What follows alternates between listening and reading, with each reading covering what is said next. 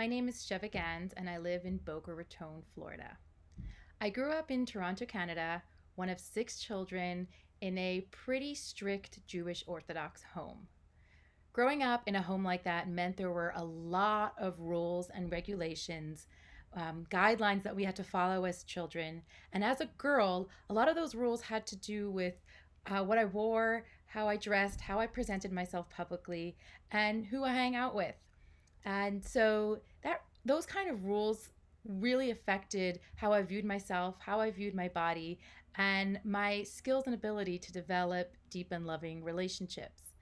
It affected me so much so that after I got married at the young age of 22, which was my life progression, we were supposed to get married young, although 22 is actually considered kind of old in my circles.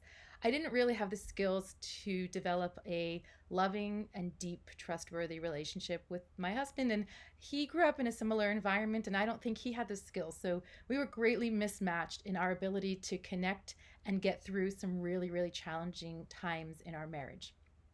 After 10 years and three kids together, we called it quits. We decided that it wasn't the best thing for us to stay together for us and for our kids. And so we separated, and my whole life had been this progression towards my marriage, towards motherhood.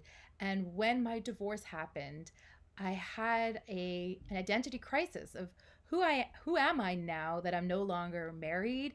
I'm not a wife and mother, but I'm a single mother on my own. Where do I stand in terms of relationships, in terms of myself, my sexuality, my individuality, my motherhood? I had to re examine and identify all of those in my 30s. So after we got divorced, my ex took a few months for him to find his own apartment. So I had the kids full time, and I was really looking forward to the day when he would finally get his own place and have my kids so I can get a break. And that day came one Thursday night. He got his own place. He came to pick up the kids. I was so excited, and the door closes behind them, and I found myself alone in my house, just standing in the silence. And the silence that I had been so craving turned out to be such a crushing disappointment, bringing with it an overwhelming sense of loneliness and despair.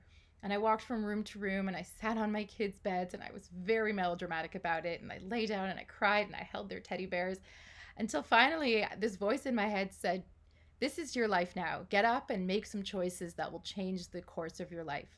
So I opened my computer and I went on Meetup, and I found this dance meetup, a swing dance meetup on Thursday nights, which is the night that my ex takes the kids. So it was karma. The first Thursday night comes, my kids go with their dad. I get in my car and I drive to this local swing dance meetup. And that night changed the course of my life. And my story is about how dancing helped me build my resiliency muscle. When I tapped into my creative soul and my creative energy, I was able to take all of my pain and channel it towards growth.